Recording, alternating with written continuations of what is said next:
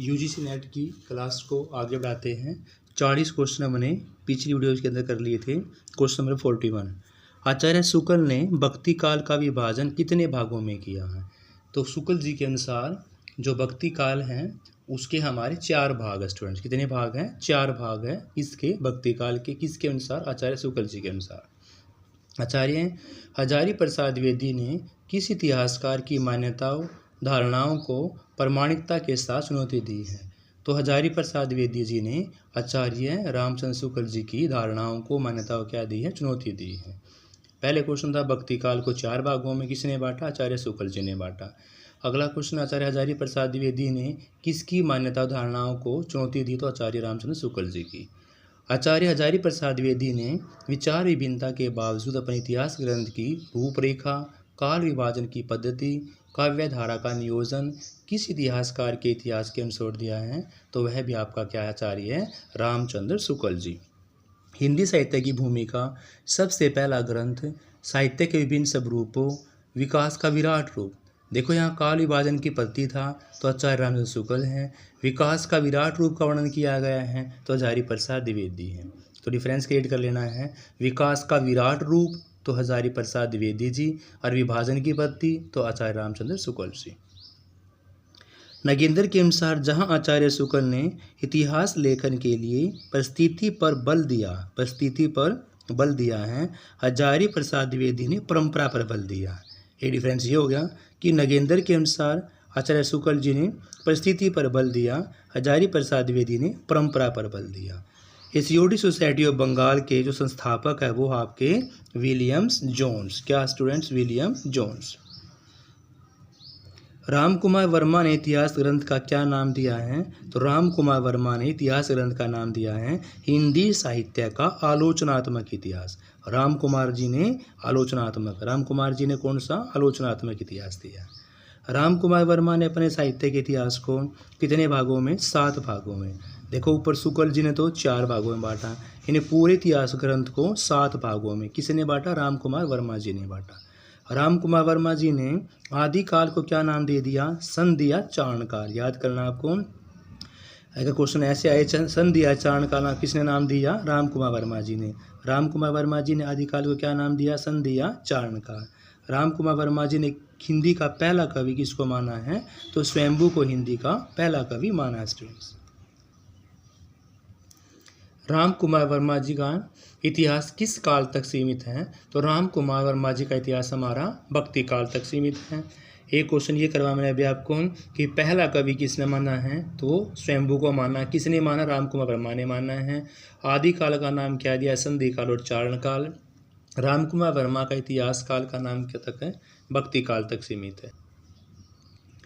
रामचंद्र शुक्ल द्वारा प्रदत्त 2 नामकरण सैन, ज्ञानाश्रय शाखा, प्रेमाश्रय शाखा, डॉक्टर राम कुमार वर्मा ने इनके क्या नाम दिए हैं? तो राम कुमार वर्मा जी ने संत यानी संतों को ज्ञान होता है, याद करना आपको, संतों को ज्ञान होता, संतों वाली क्या हो जाएगी आपकी? ज्ञानाश्रय शाखा। और जो दूसरी बची वो क्या हो जाएगी आपकी? प्रेमाश्रय शाखा। संतों को ज्ञान होता है तो ज्ञानाश्रय शाखा, और सेकंड वाली प्रेम काव्य शाखा। गणपति चंद्र गुप्त के इतिहास ग्रंथ का नाम पूछा हुआ है वैज्ञानिक इतिहास। गणपति से याद करना है आपको वैज्ञानिक इतिहास। देखो आचार्य शुक्ल जी ने 4 भागों में बांटा, राम कुमार वर्मा जी ने पूरे इतिहास को 7 में बांटा, आदिकाल को उन्होंने नाम संधि या चारण काल, और गणपति जी ने वैज्ञानिक इतिहास। याद करना है गणपति जी ने वैज्ञानिक इतिहास।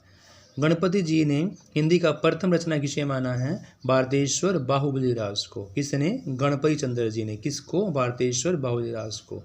रीति काव्य की भूमिका के लेखक का नाम डॉक्टर क्या है? नगेंद्र हैं। क्या? रीति काव्य की भूमिका के लेखक कौन है? डॉक्टर नगेंद्र जी हैं। डॉक्टर नगेंद्र द्वारा संपादित हिंदी साहित्य का इतिहास के सह संस्थापक का नाम पूछा हुआ है तो सह संपादक का नाम था सुरेश चंद्र गुप्त जी। डॉक्टर नगेंद्र द्वारा संपादित हिंदी साहित्य का इतिहास कितने खंडों में है? तो नगेंद्र द्वारा 4 में। नगेंद्र द्वारा भी 4 में। हिंदी साहित्य के सैकड़ों इतिहास ग्रंथ लिखे गए जाने के बावजूद भी डॉक्टर नगेंद्र ने किसको सर्वाधिक प्रमाणिक माना है? आचार्य रामचंद्र शुक्ल जी, क्योंकि उसके भी 4 है, इनके भी क्या है? 4 है। याद कर लो, नगेंद्र में 4 अक्षर है तो इतिहास को कितने भागों में बांटा? 4 भागों में बांटा है। किसको प्रमाणिक माना है? आचार्य रामचंद्र शुक्ल जी को, क्योंकि उनके भी भाग कितने हैं? 4 ही हैं। धीरेन्द्र वर्मा द्वारा संपादित इतिहास ग्रंथ का नाम पूछा हुआ है, तो धीरेन्द्र वर्मा द्वारा संपादित इतिहास ग्रंथ का नाम है हिंदी साहित्य। हिंदी साहित्य और संवेदना का विकास नामक इतिहास ग्रंथ के इतिहासकार को कौन सा व्यास सम्मान मिला है? तो व्यास सम्मान दिया गया है रामस्वरूप चतुर्वेदी जी को। हिंदी काव्य शास्त्र के इतिहास का नाम पूछा हुआ है, तो हिंदी काव्य शास्त्र के इतिहास का नाम डॉक्टर भागीरथी मिश्र। स्टूडेंट्स, डॉक्टर भागीरथी मिश्र। उत्तरी भारत की संत परंपरा के लेखक का नाम है परशुराम चतुर्वेदी जी। परशुराम चतुर्वेदी जी। राजस्थानी भाषा साहित्य और राजस्थानी पिंगल साहित्य के लेखक का नाम क्या है? तो पिंगल और साहित्य राजस्थानी का लेखक का नाम doctor Motilal Menaria. Doctor Motilal Menaria. Students, Radha Vallabh संप्रदाय सिद्धांत और साहित्य के लेखक का नाम पूछा हुआ है। राधा वल्लभ संप्रदाय सिद्धांत और साहित्य के लेखक का विजेंद्र स्नातक। स्टूडेंट्स, क्या नाम है? विजेंद्र स्नातक।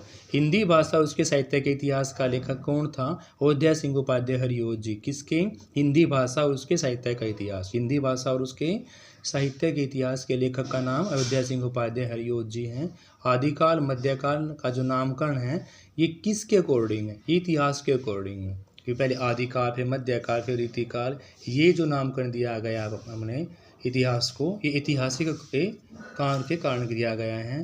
जो रीतिकाल भक्ति का नामकरण साहित्य की प्रवृत्ति के कारण दिया गया है। देखो, आदिकाल मध्यकाल ऐतिहासिक नाम हो गए, रीतिकाल भक्ति काल साहित्य प्रवृत्ति के अकॉर्डिंग हो गए। पुनर्जागरण काल जागरण सुधार काल ये आंदोलन या घटना के कारण हो गए। तो 3 हो गए क्वेश्चन आपके। पुनर्जागरण जागरण सुधार नाम आएगा आंदोलन या घटना के कारण, रीतिकाल भक्ति काल साहित्य की प्रवृत्ति के कारण, आदिकाल मध्यकाल ऐतिहासिक नाम आपके। द्विवेदी युग भारतीय हिंदू युग ये नामकरण आपके साहित्यकार के अकॉर्डिंग है। राहुल सांकृत्यायन के अनुसार हिंदी का पहला कवि कौन सा है? तो राहुल सांकृत्यायन के अकॉर्डिंग हिंदी का पहला कवि आपका श्रेयपाद। शिव सिंह सेंगर मिश्र बंधुओं ने किससे हिंदी का प्रथम कवि माना है? तो हिंदी का प्रथम कवि माना स्टूडेंट्स पुष्य को। मिश्र बंधुओं ने आदिकाल का नामकरण किया है। मिश्र बंधुओं ने आदिकाल का नाम प्रारंभिक काल दिया। मिश्र बंधुओं ने आदिकाल का नाम क्या दिया है? प्रारंभिक काल दिया है। मिश्र बंधुओं ने रीतिकाल को अलंकृत कर दिया, यानी कि अलंकृत का नाम दे दिया। किसने? मिश्र बंधुओं ने। किसको? रीतिकाल को क्या कर दिया? अलंकृत कर दिया, अलंकृत का नाम दे दिया। मिश्र बंधुओं ने भक्ति काल को माध्यमिक काल का नाम दे दिया। आदिकाल का नाम क्या था? आदिकाल को आदि युग के नाम से श्याम सुंदर दास जी ने माना। आदिकाल को आदि युग के नाम से किसने? श्याम सुंदर दास जी ने। भक्ति काल को भक्ति साहित्य किसने कहा है? भक्ति काल को भक्ति साहित्य कहा है हजारी प्रसाद द्विवेदी। देखो, आदिकाल को आदि युग श्याम सुंदर दास ने, भक्ति काल को भक्ति साहित्य हजारी प्रसाद द्विवेदी ने। मिश्र बंधुओं ने भक्ति काल को माध्यमिक काल माना है और मिश्र बंधु रीति काल को अलंकृत काल कर दिया है, और मिश्र बंधुओं ने आदिकाल का नाम दे दिया है प्रारंभिक काल। स्टूडेंट्स, बच्चन सिंह ने साहित्य इतिहास का क्या नाम दिया? डॉक्टर बच्चन सिंह ने साहित्य इतिहास का नाम दे दिया नवीन इतिहास। हिंदी साहित्य का नवीन इतिहास किसने? बच्चन सिंह ने। क्या? हिंदी साहित्य का नवीन इतिहास। आदिकाल को चारण काल के नाम से किसने अभिहित किया है? तो आदिकाल को चारण काल के नाम से जॉर्ज ग्रेशंस ने। आदिकाल को चारण काल के नाम से किसने? जॉर्ज ग्रेशंस ने। आचार्य शुक्ल ने आदिकाल को क्या कहा है? आचार्य शुक्ल जी ने आदिकाल को वीर गाथा काल, वीरों की गाथा, यानी कि आचार्य शुक्ल ने आदिकाल का नाम टेक दिया वीर गाथा काल। वीर गाथा काल में किस प्रवृत्ति थी? वीरता की। वीरता की प्रवृत्ति ज़्यादा होने के कारण इसका नाम क्या पड़ा? वीर गाथा काल। आदिकाल का नामकरण अपर वंश काल में किसके द्वारा दिया गया? तो यह नाम दिया गया आपका आचार्य चतुर्सेन शास्त्री जी के द्वारा। आदिकाल का जो नामकरण है शीत सामंत काल किसके द्वारा दिया गया? तो यह नाम दिया गया आपका राहुल सांकृत्यायन जी के द्वारा। आदिकाल का नाम का जो बीज पवन काल दिया है, बीज बोए किसने? महावीर प्रसाद द्विवेदी ने। किसने बीज बोए? महावीर प्रसाद द्विवेदी ने, इसलिए इसका नाम क्या होगा? बीज पावन काल। आदिकाल को संक्रमण काल का डॉक्टर हरीशचंद्र वर्मा ने। संक्रमण काल किसने कहा? हरीशचंद्र वर्मा ने। बीज किसने बोए? महावीर प्रसाद द्विवेदी ने। सामंत काल किसने कहा? राहुल सांकृत्यायन ने। फिर आपका हिंदी भाषा और उसके साहित्य का इतिहास के रचयिता के क्वेश्चन भी आया था। हिंदी भाषा और उसके साहित्य के इतिहास रचयिता का नाम है अयोध्या सिंह उपाध्याय हरिओद।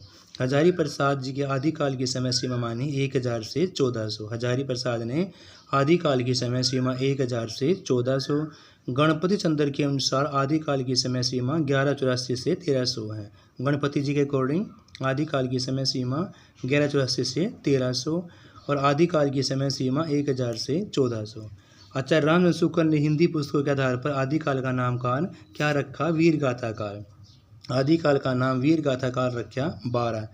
रामचंद्र शुक्ल के अनुसार देश भाषा से अभिप्राय है बोलचाल की भाषा। देश की भाषा बोलचाल की भाषा है। आचार्य रामचंद्र शुक्ल के अनुसार जो वीर गाथा काल की 12 पुस्तकों के अलावा मिश्र बंधुओं ने कितनी पुस्तकों की नामावली की है? तो आचार्य रामचंद्र की बात आती है तो 12 पुस्तकों की और मिश्र बंधुओं ने 10 पुस्तकों की नामावली दी है। क्वेश्चन याद करना आपको कि भी आचार्य रामचंद्र शुक्ल जी ने तो 12 पुस्तकों के और जो मिश्र बंधु हैं उन्हें पुस्तकों की नामावली की है 10 पुस्तकों की। स्टूडेंट्स हमारे क्वेश्चन आज हो चुके हैं 90 तक। बाकी क्वेश्चन हम नेक्स्ट वीडियो के अंदर करेंगे। Thank you students.